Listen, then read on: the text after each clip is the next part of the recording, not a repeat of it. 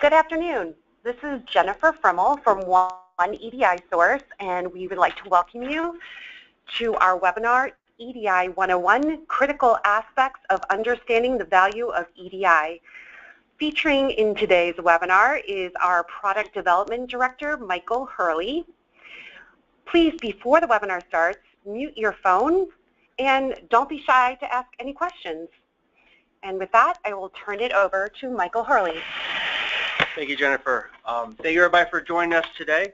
Definitely like to have a good conversation, kind of walk you guys through some really important things that we believe about EDI, as well as kind of provide some of the fundamentals about what EDI is, how EDI works, and how you can really maximize the investment that you have in EDI.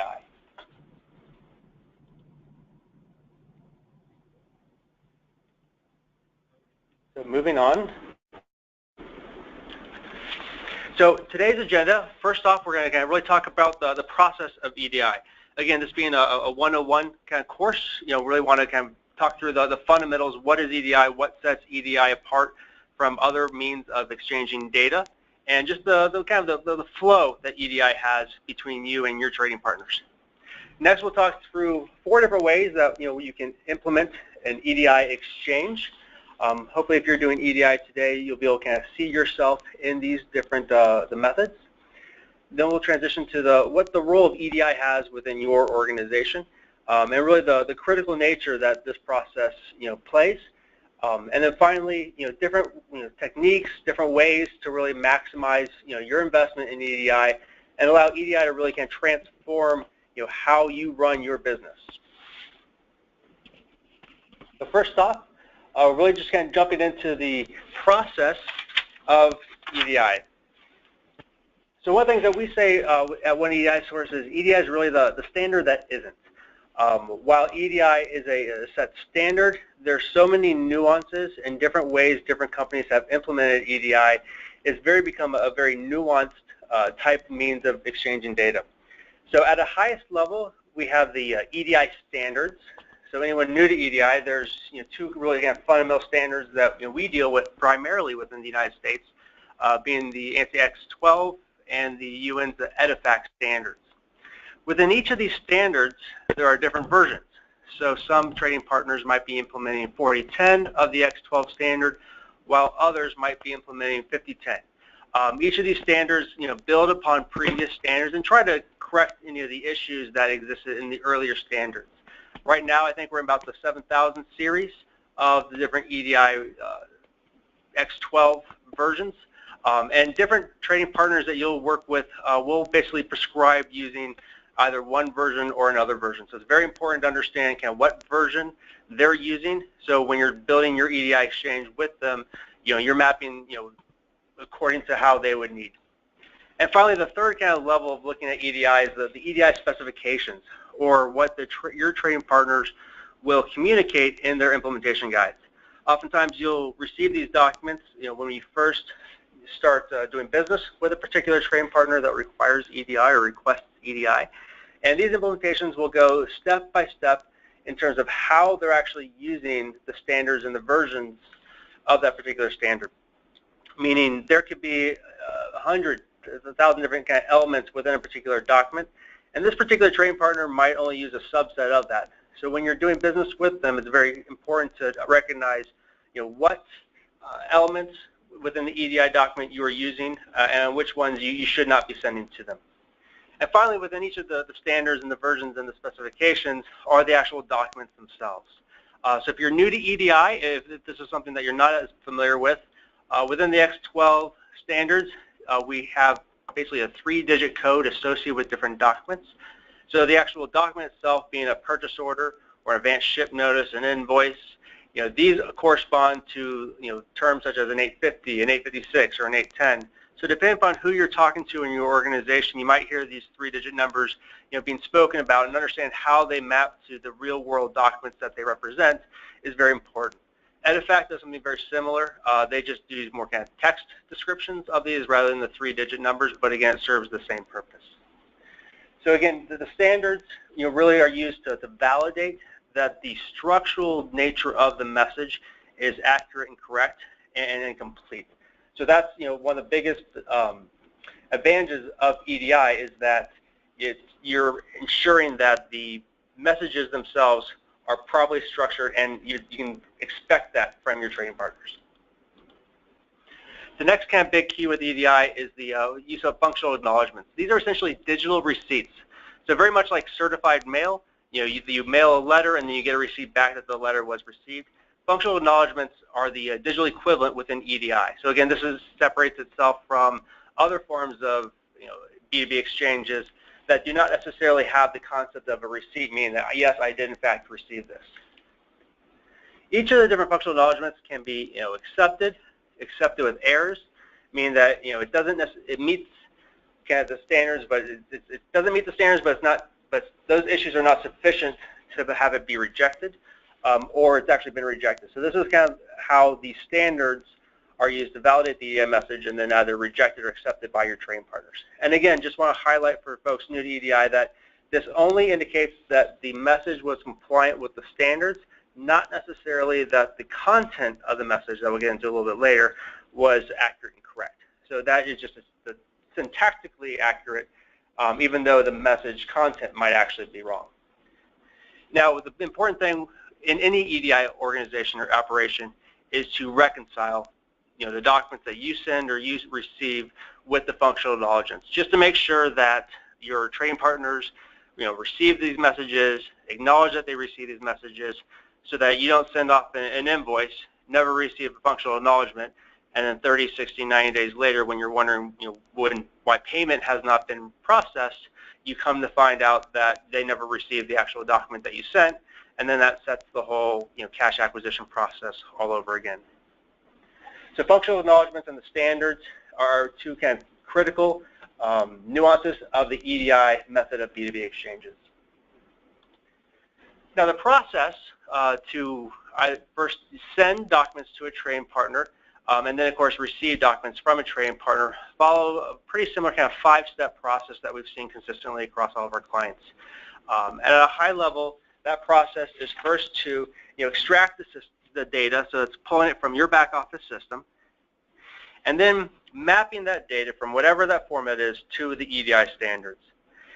From there, you translate that information, so you validate that EDI standards, that EDI document against the standards, and package that data into an envelope that is then sent to your trading partner through a variety of different methods.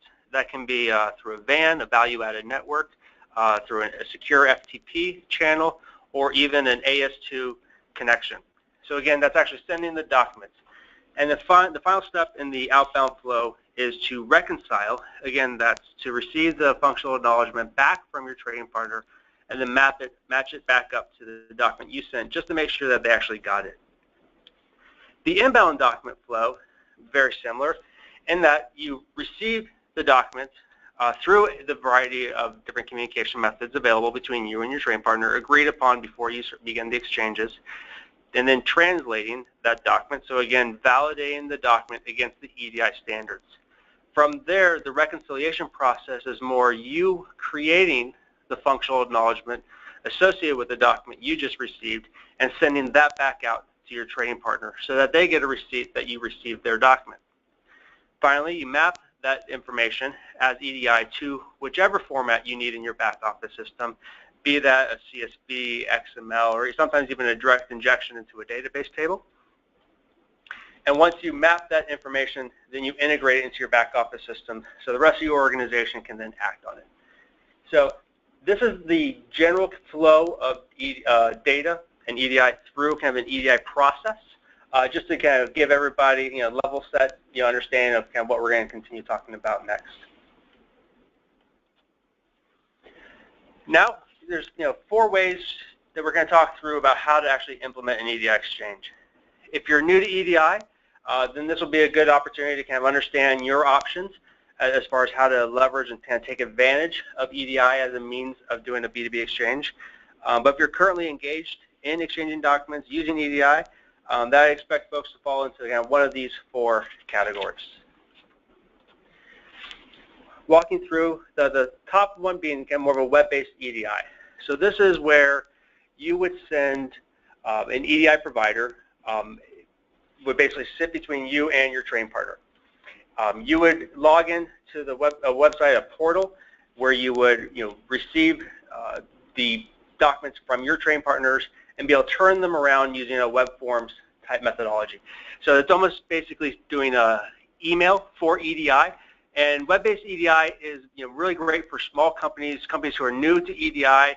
You might not necessarily have a back office system that can handle any kind of integration or any kind of way to actually create the data that can be translated EDI.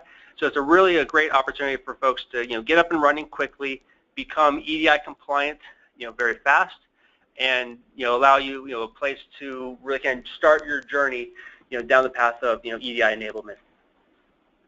A second way is through a managed services type approach, where you focus on your business and essentially outsource the EDI function to another organization who manages the flow of data between yourself and your training partners, really looking out on your behalf on how that data is flowing back and forth.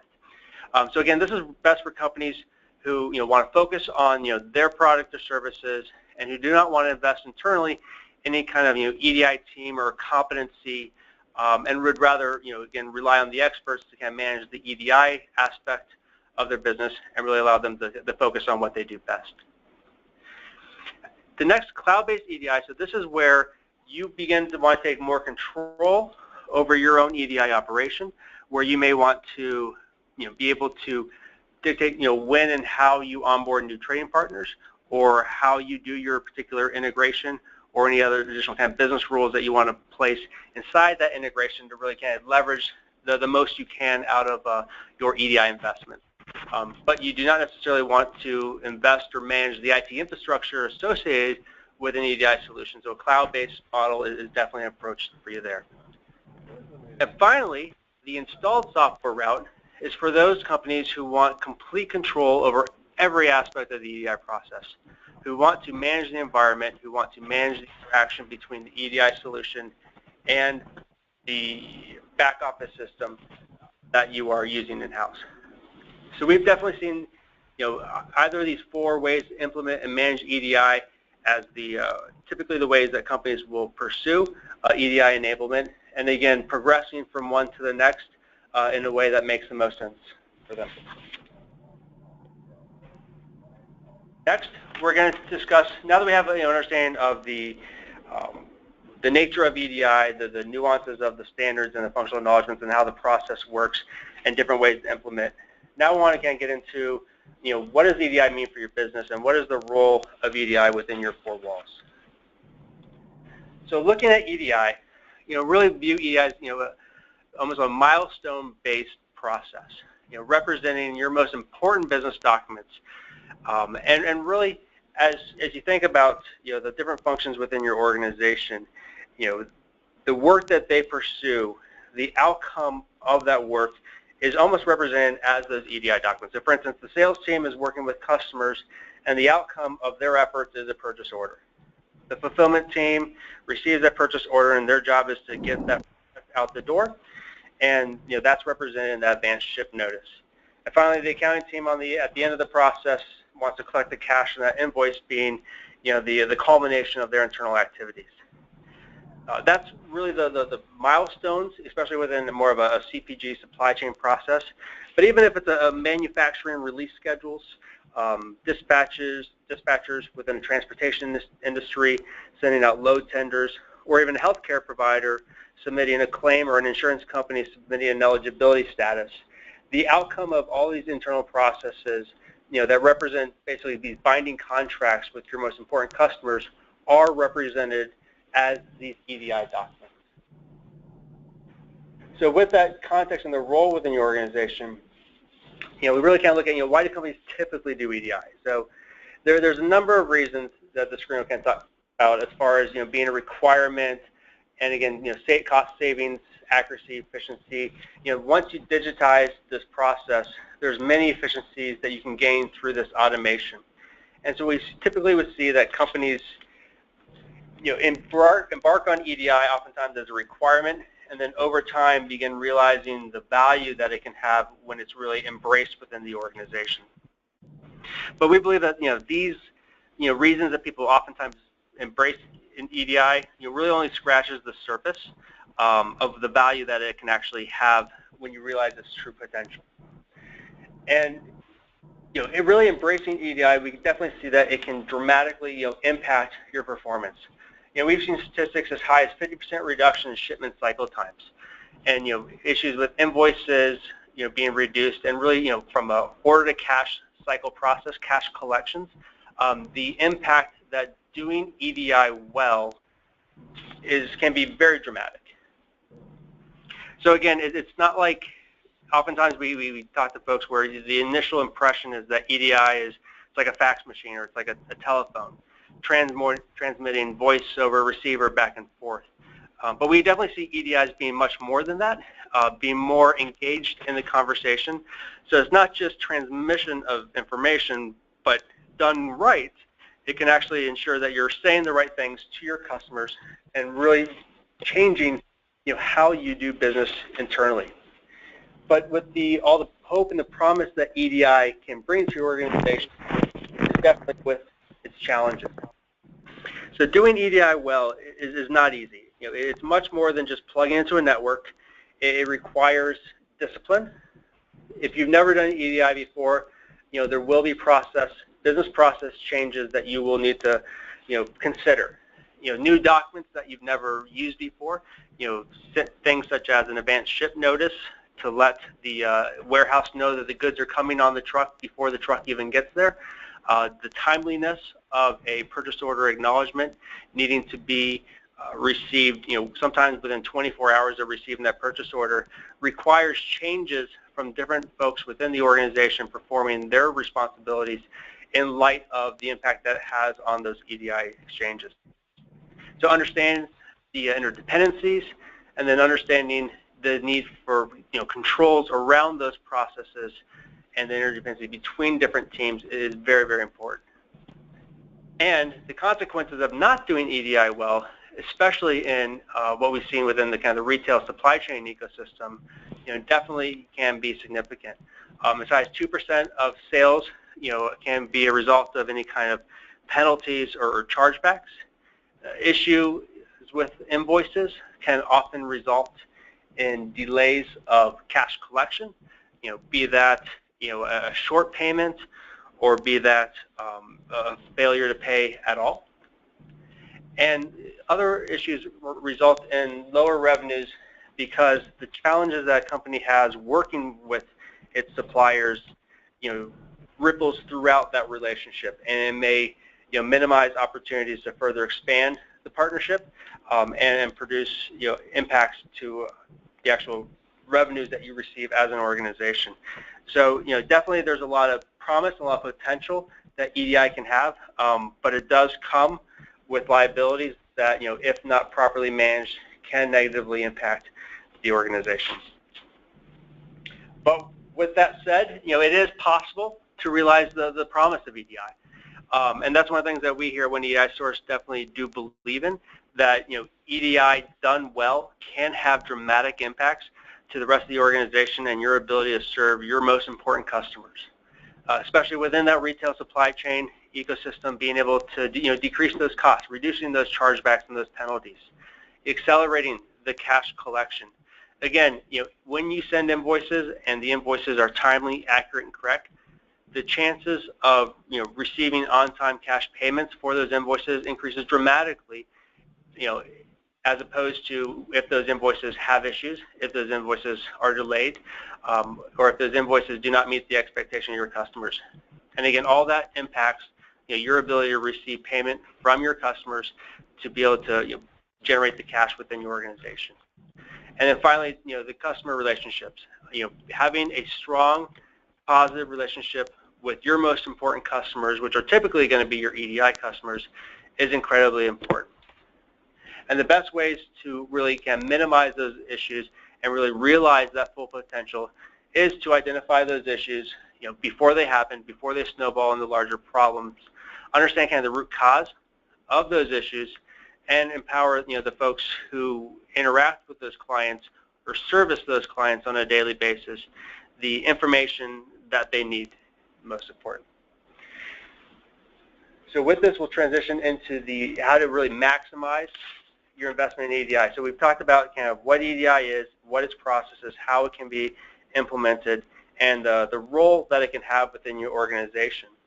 And now I'll spend a few minutes just kind of talking through different opportunities that you have within your different organizations to really, be the superstars, be the ones who are able to take, your organization to the next level using the information within EDI. So the first one, don't be blindsided. Know what documents you're receiving. This is very important. So for instance, your ERP might not support a PO change request, an 860, a type of document that comes in saying the customer wants to, modify the purchase order that they could have sent you last week. So if your ERP doesn't support that particular document, understand, how are you going to handle that? How are you going to get that information to the right people within your organization to be able to accommodate the change requests that your customers have? In addition to that one particular document, we've seen issues where a particular customer can send multiple instances of a purchase order. So how do you handle that process? Knowing that you're receiving duplicate purchase orders or purchase order change requests are incredibly important to make sure that you're fulfilling the correct order. And so when you're shipping that order back out to that customer, you're sending what it is that they intended for you to send. Other that are prominent within EDI are the text messages. So this is basically your trading partners, your customers are trying to tell you something. So often when we talk to folks, they're not aware that there's a text message being sent to them from their trading partner, or maybe it kind of just goes off into the void, or it goes to an EDI coordinator and doesn't get to the accountant or the customer service representative to whom that message was intended. So understand that these messages are being received and how they interact with the rest of the order fulfillment process is incredibly important. And even payment remittance devices, to understand what those payments are. Are there issues in the payments? Are there being short pays occurring that you need to get on top of? So again, these documents are important. Sometimes an ERP system can handle them. Most often, ERPs were not built with EDI in mind. So understanding how you're building your EDI solution to better accommodate these types of documents is incredibly important, so that you're not being blindsided, you're not being left out in the cold and unaware of what your customers are trying to tell you. Next way to really kind of take your EDI to the next level is protecting your data assets. So this is where you basically would incorporate business rules into the integration process. So as we talked about the kind of 5 steps of an EDI exchange, there's always the extracting information from your back office system, as well as importing that information back into your back office system when a document is received from a trading partner. And surprisingly enough, customers don't always send you accurate information. There can be bad data in their EDI documents, whether or not that's issues related to price, which is pretty apparent within the retail CPG space. Whether or not there's new shipping locations on those documents, which might kick out when you try to actually bring that information into your back office system.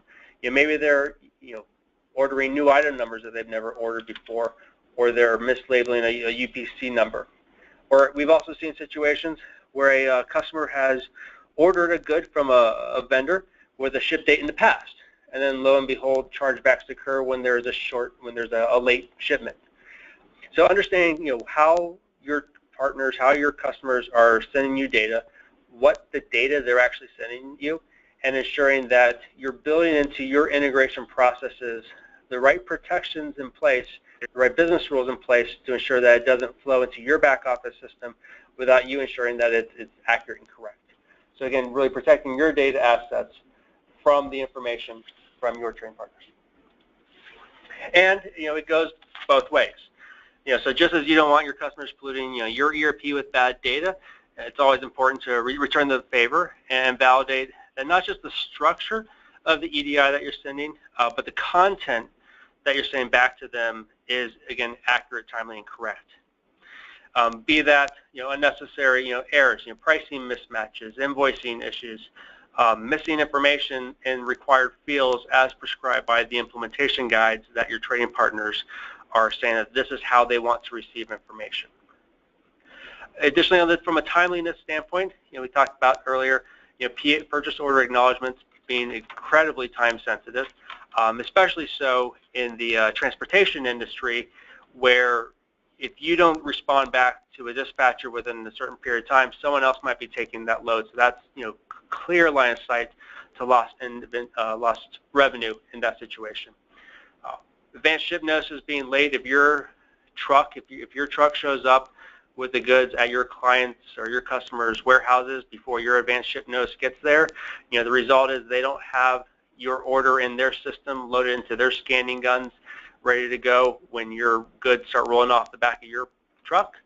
So those goods basically sit on the side, have to be manually sorted at that point in time, and likely chargebacks, penalties, fees will be coming down the pike, in the invoices as they're paid 30, 60, 90 days later.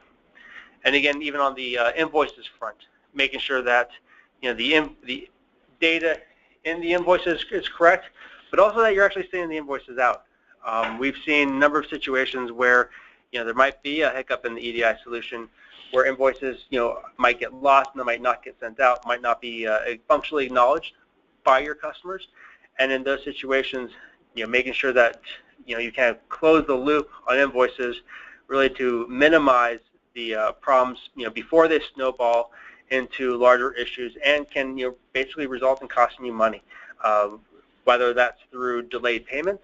If you don't find an invoice issue until 60 days after you've submitted it, you fix that issue. Well, oftentimes the clock's going to restart at 60 days, and now you're receiving your payments 60 days after you originally were planning to receive those payments, or just lost revenue completely.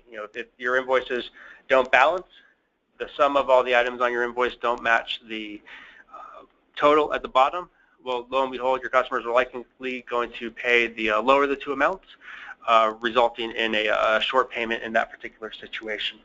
So it's important to not just ensure that your data that you're sending your customers is structurally accurate as determined by the EDI standards, but that the content that you're sending is accurate as well. Another opportunity to really kind of take EDI to the next level is to really put it back into the hands of the functional business stakeholders whose job it is to create the information in the first place. So you can't think back, right? So before EDI, your business teams were directly engaged with these business documents. They were the ones who were receiving emails with purchase orders. They were the ones who were emailing out to their customers the paper invoices. And so there was a very tight level of participation between them and the information being sent back and forth between you and your customers. And with the adoption of EDI, they lost all that visibility. They see what they see in the back office system. They see what they see in their ERP system. But between the mapping, the translation of that into EDI, details do get lost in translation. And so understanding what exactly is being sent to a customer, and sometimes more importantly, what are the expectations truly being sent from your customers to yourselves, is incredibly important. Within EDI, there's dozens of ways to represent a ship date. Whether that's ship not before, ship not after, received by. There's a number of ways to articulate a ship date, and most often ERP systems will have 1, 2, maybe 3 different ways to represent a ship date. So we've seen definitely a lot of advantages for a customer service fulfillment team to be able to have that visibility back into what the EDI is actually saying, to ensure that you're accurately fulfilling the needs of your particular customers. And so providing them the visibility to basically remove the veil that exists on top of the EDI information and putting it really back into the hands of the business stakeholders who need this information the most, can have a dramatic impact on their ability to identify issues and really can resolve those issues, again, before they snowball. In any EDI department, conversations we love to have is really around what kind of research requests you receive from your business stakeholders. And are you constantly being asked to look up different EDI information? Are you constantly being asked to piece together a particular transaction? I need to know the purchase order, the ship notice, the invoice, and the combination thereof helps me understand kind of what that thread looked like and where the issues might be within that thread. And really providing the users the ability to kind of do that themselves, to be able to kind of perform those research tasks themselves, to really dig into that information and understand what's going on between themselves and the customers, to be more self-reliant to solve those problems themselves. And then finally, being able to deliver that information, that EDI data, in a way they can understand. Most folks within the organization are very familiar with purchase orders, with invoices, and once we start talking 850s, 856s, and 810s, we do have an opportunity to kind of lose folks in that discussion and kind of lose them in the translation. So being able to provide the information in a way they can understand, be able to provide that raw EDI data in more of a rendered view of this is what a purchase order looks like, can have a dramatic impact on their ability to be more self-sufficient and more value added in their service of the customer. And then finally, really kind of leveraging EDI to gain some fundamental insights within your organization. So as one EDI source, we focus on EDI. That's kind of where we specialize the most. And what we've definitely learned over the years is EDI is probably the best data set to perform analytics against. When you look at other kind of business intelligence solutions, they always have to massage and manipulate the data. And what's great about EDI is there's no degradation of the data quality by having to transform it into something else. We're not manipulating data and trying to normalize it. EDI, by its very nature, is already normalized, and the data is already standardized. So common business rules can be applied across trading partners so that you can really, introspect and really kind of interrogate the data to make sure that you understand kind of what's going on and are there issues that you need to, really get ahead of, and really, identify those issues, before they happen, proactively managed by exception. You can't necessarily be reviewing every invoice flowing through your system, but when you have the business rules in place, you can understand when those issues occur and how to get ahead of them. And not only that, understand the trends as it relates to these issues.